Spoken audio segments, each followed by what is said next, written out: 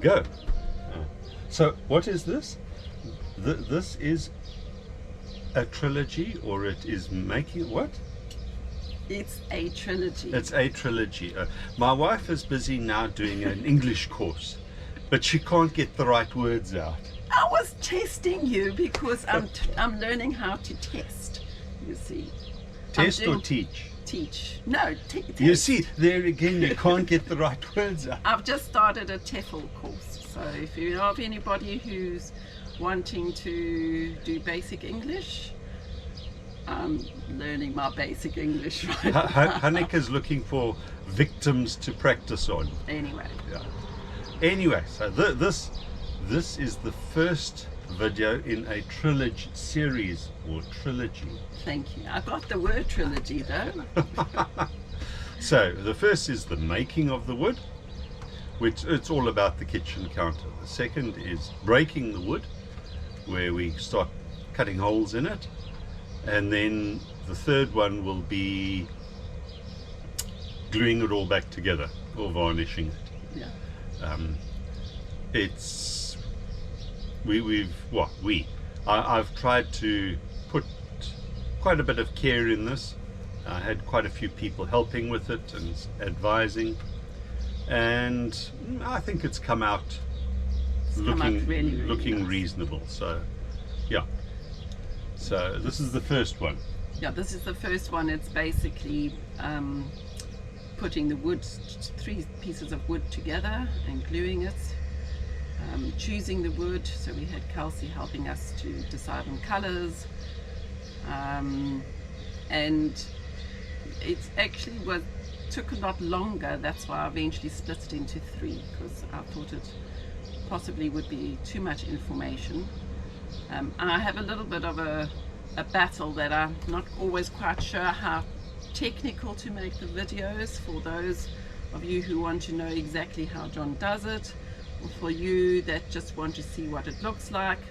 So I've tried to make it a bit of a balance, and if you don't want to listen to all the technical waffle, please just fast forward the fast forward and parts. get to the nice bits. But what Hanneke also intends doing is putting a sort of 10-15 minute time-lapse thing together at the end, which will have the outcomes on it rather than the details. So, but keep watching it. I'm doing van build in a thing like that. Yeah, I'm not doing each section. No, the total of the van. You can already see the first one on Instagram if you follow us on Instagram. But please keep watching these. We need to get our watch time up, and we need to get our subscribers up. It's going a bit slow at the moment. So we are feeling very excited though, because the van is really starting to take shape. We have 2 major sections that we still have to complete, but we have started them, and yeah, there is progress. The parts have been ordered, so the pressure is on now. Yeah. But also, as part of this video, we'd like to thank St Andrew's Church, who have very graciously donated us a GoPro, and so you might notice that the quality of our pictures has just the last ones, because the first increasing. The first ones were still before GoPro. Yeah, okay.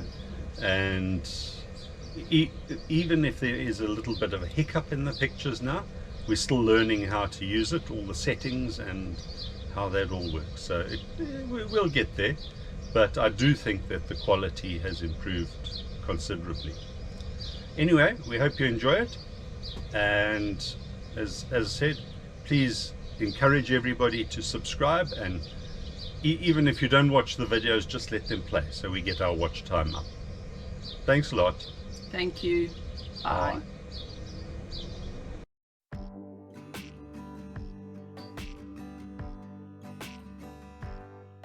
This is teak, this is varnish Meranti, and that's raw Meranti. So these are 2 raw ones that you look at. Please exit yourselves.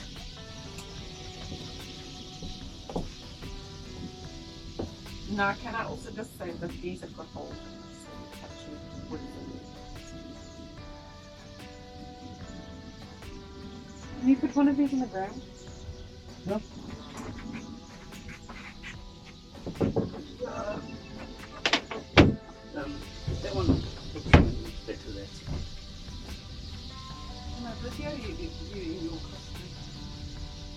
might have to ask Charlie for her copyright, but okay. Oh, yes. Here, let me hold the wig then, it makes it, I'm more understanding. Otherwise I just look like a blob and not a noob. This way. I would say the Moranti. It's a brighter color. The teak makes it look dull. Okay, this is when it's varnished. That's when it's raw. Non-varnished. Yeah, so you've got to compare that to that. Yeah, I am comparing that to that. Right? This compared to this. This has a higher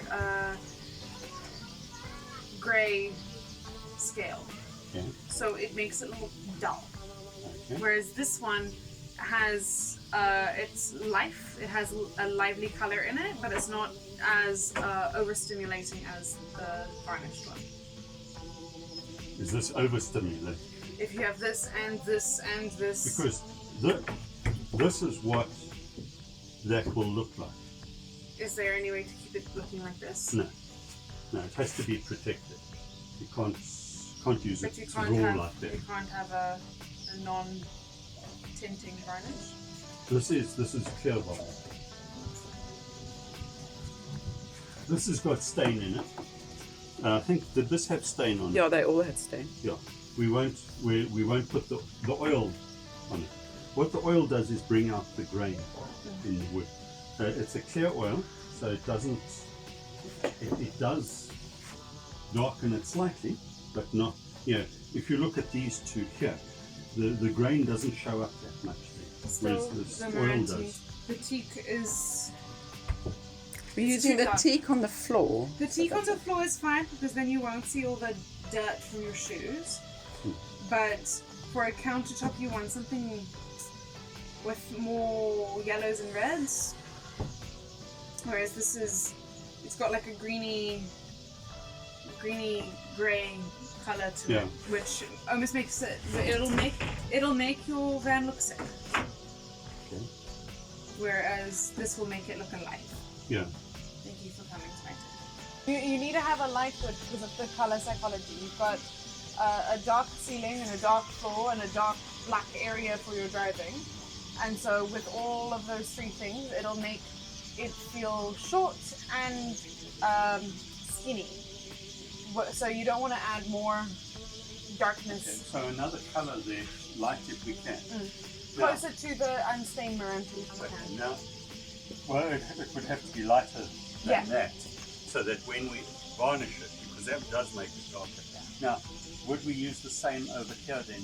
Because over this, I need a bookshelf type, something here which I can mold out of wood. Can you paint it white? Could, but I'd prefer not to. Paint it white. Why? Because you've got a lot of wood. There's actually a lot of white here. But all of this wood you don't see. Don't forget, this is covered with bed. All of this. And this is covered with, all of this is white paneling. So,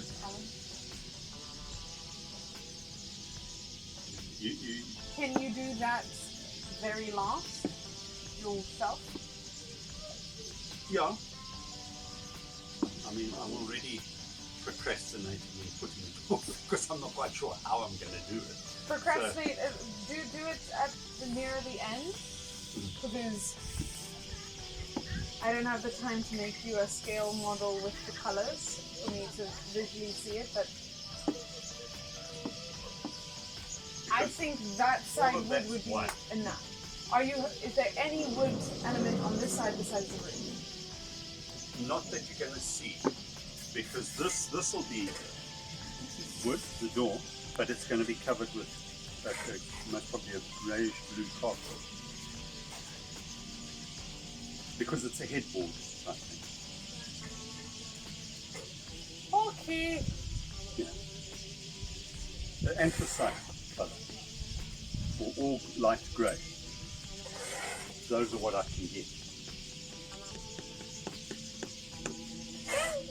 Then it's okay to have a brown thing, but I'd need to see it. Yeah, well, if we can find a lighter wood for this, let's get that, Yeah. and then we can see, Yeah.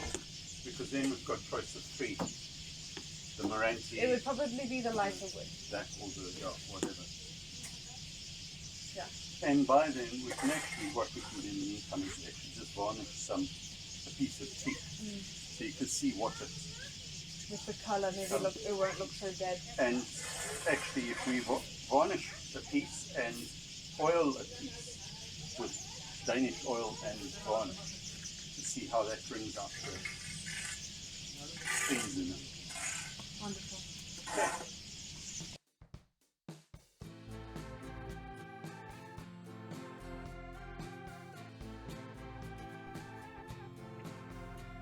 Getting ready to cut the boards up.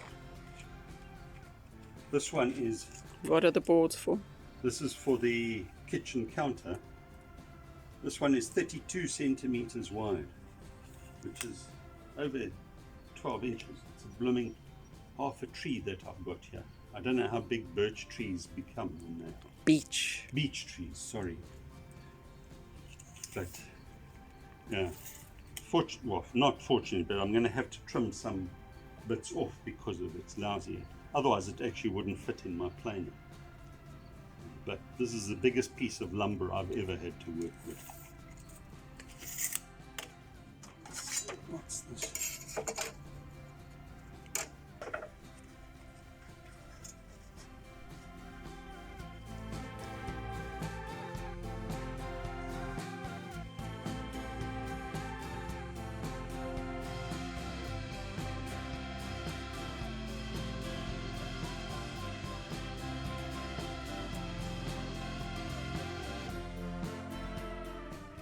Okay. Okay, we're going to lose some because of planing it and sanding, but I think that will, so that'll just fit in under that there. And I will also come, I think, 2 centimeters out here. So these will also go in a bit. You can see this is not a straight edge. One of those edges, well, I suspect this edge is not straight. That one might be straighter. But that's the other problem, is I've got to then straighten that edge. But would you agree with me? I think it's better having it like this rather than in strips. Yeah, I okay. think it looks nicer. Yes, ma'am. Do you think this is going to be too thick now? Like this? I don't think so. I don't think so. This is, once we get that against the side. Yeah, the main downward force is taken by these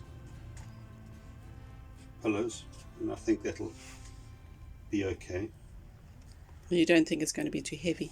I don't think so. It's not going to make much of a difference though. Yeah. The difference would actually be, I will somehow need to attach that there, because one of the, it's not just the downward force, it's when you brake, this is going to try and want to move forward. So it's attaching it to the wall there. And there's also the bed bracket you can attach it to, just to Hold it from moving, because this frame hasn't got board in it. If it had board in it, then it would be able to withstand that shear force easier. I assume, yeah, it's the fridge that's skewed, not that frame.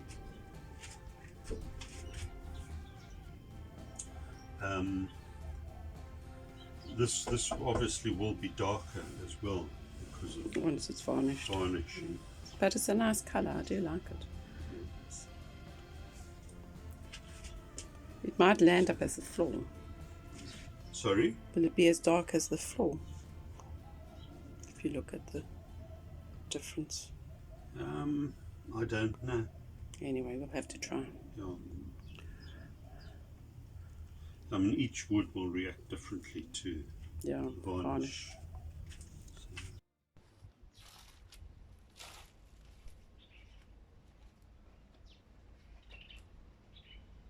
As we've discussed before, I'm busy putting together the countertop for the kitchen. To do that, we're using beech wood because it's a hard wood, but it's a nice light color. We've been to the timber merchant and I managed to get 3 pieces which would make up the width. The problem in jointing them is I now need the edges to be absolutely straight and absolutely square on here, so that when I joint it, they fit well together. So I've done one piece of lumber. I'm now going to work on the second, and trying to get both these edges straight, parallel and square to this face.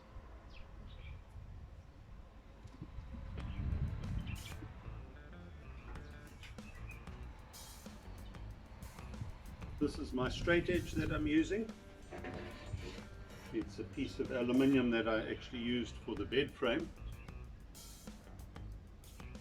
Because of the formation of it, it's very unlikely to get deformed over a length. There might be some dings in it, but over the length of the wood that I'm working on, I'm pretty sure there's nothing there. So if we look at this, there's a slight bowing, so the edges are more pronounced than the middle here, which means I've got to take, I'd say most probably 1 to 1.5, maybe 2 millimeters here is where the deepest. I've got to take at least 2 millimeters off this edge. A piece of aluminium is too thick to work with the circular saw that I've got, the skill saw, so I need something of a maximum of 1 centimeter thick, and the only thing I could think of was a piece of plywood where the original edge is pretty straight. So that's what I'm using here. When I use the straight edge along the plywood, it does come out as being as close to it as we can get. It looks fairly straight. So that's what I'm using. And once I've done, as I said, I've done one piece, both edges. Once I've done this edge, I will then match it up to the edges that I have done to see what the outcome is.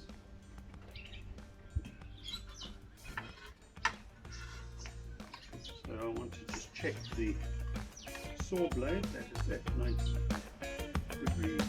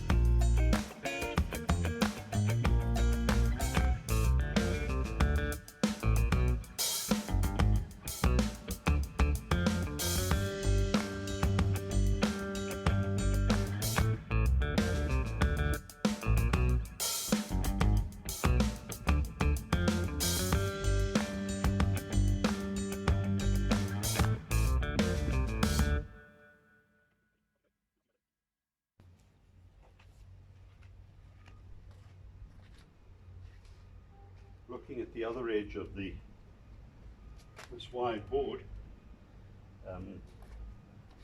this area here you can see is slightly indented, so I'm going to have to plane it out. But before I can plane that, I actually need to take some off this edge, otherwise this board won't fit in my planer. So the first thing then is to trim this. I'm not sure if I should ensure it's parallel. I don't think it has to be, because the three boards added together are more than what I need, so I will be cutting some off. So as long as I get these two joints working well, I don't need to worry about them being absolutely parallel, because I unfortunately have cut some off the end already, which I regret doing, but I have also left about 5 or 10 centimeters of working space here. This we will put at the bottom of the countertop, so it's not seen.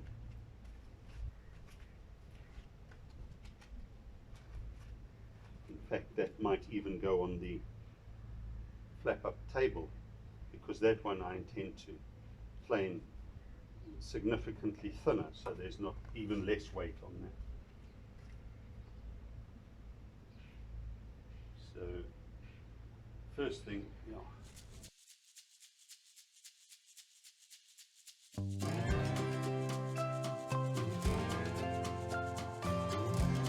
Not too good. This is the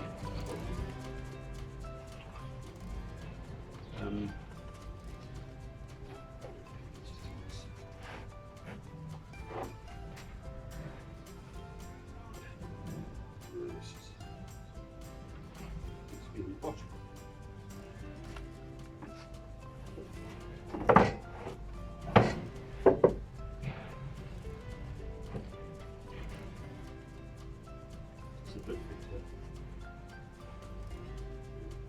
The problem is neither of them are perfect, so it's trying to find what matches. Let's see if the other one fits better this side from a grain view.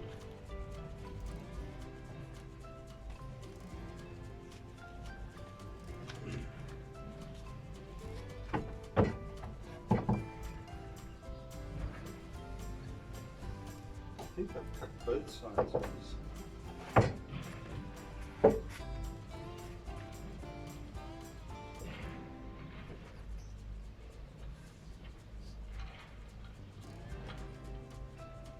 That grain I think matches better.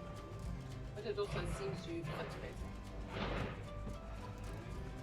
better. Not necessarily. I actually need to put two straight edges under here, because this board is not straight.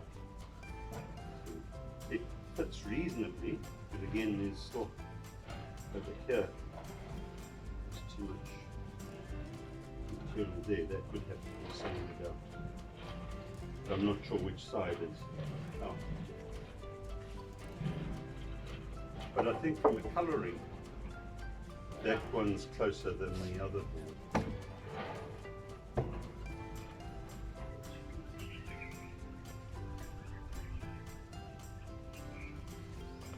Okay, so that's the way they're going to look.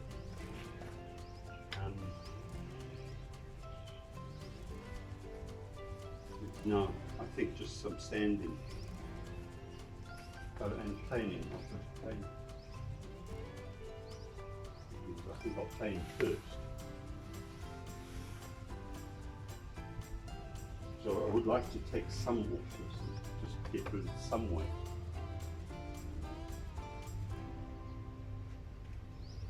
Just hope I can plane it smoothly. Today I'm carrying on working on the countertop for the kitchen.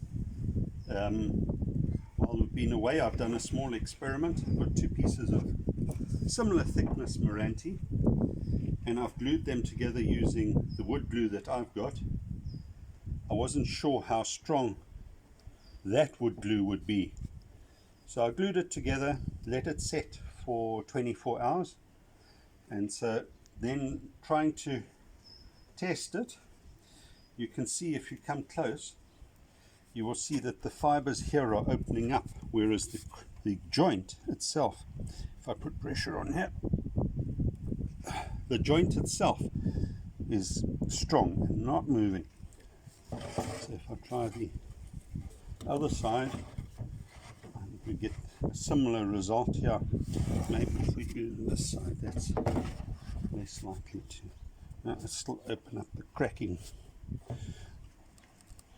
On that board I can hear the fibers here creaking and cracking, but this is not moving, so it certainly gives me confidence that the glue that I've got is good wood glue. So what I'm now doing is, I've cut these boards almost to length. I've got maybe 1 centimeter to spare on it. Let me just check that out. Yeah, that's the right way around. So this is what the top is going to look like. I have cut it as best I can with a straight edge, but if you look down here you can see that, for instance, there and over here there's a gap.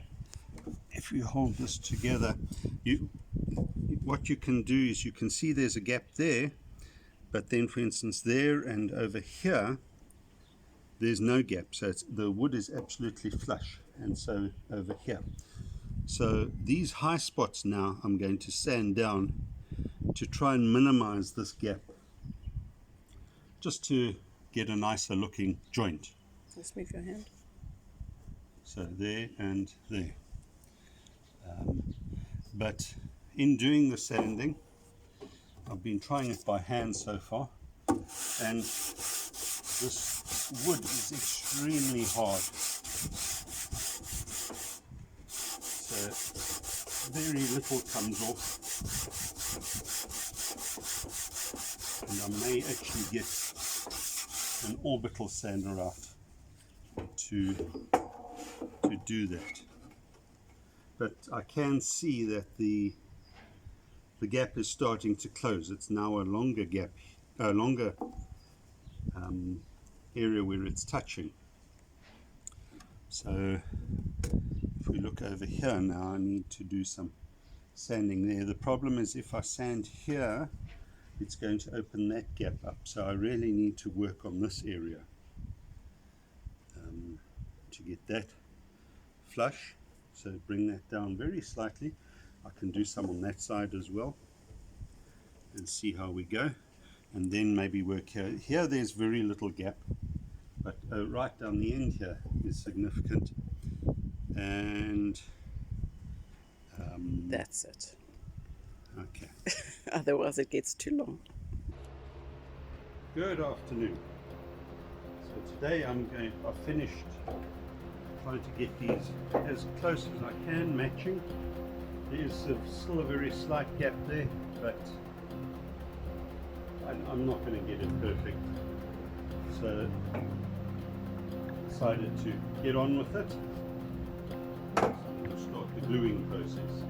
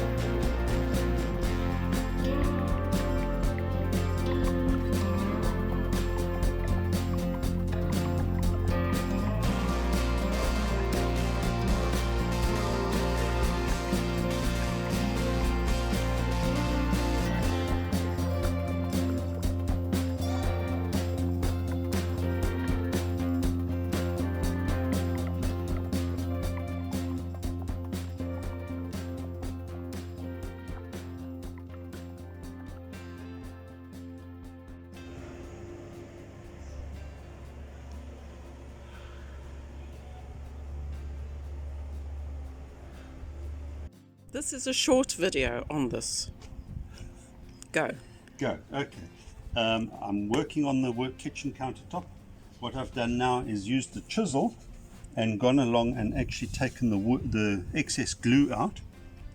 And because I couldn't match the two levels precisely, there's a slight gap between them. So what I've done is used the chisel just to take the edge off there as well. So in effect, to use the chisel as a plane. So I'm now using a sander to try and smooth that edge out and also take what other excess glue is, because I don't want to varnish that, because I'm sure that will show up when we varnish it. So we'll see how we go there. Okay, that was short and quick, thank you. There we are for the first fitting of the countertop.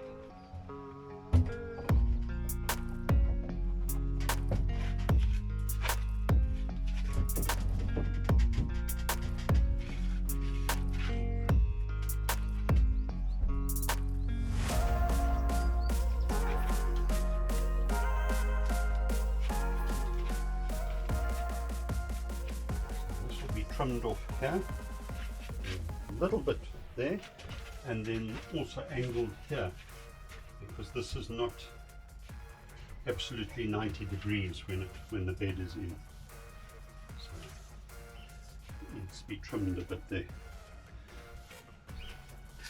That part will stay there, and so I will then trim out some around here to fit in over that area. And once that's done, then we'll take off the bit at the end here. But looks good.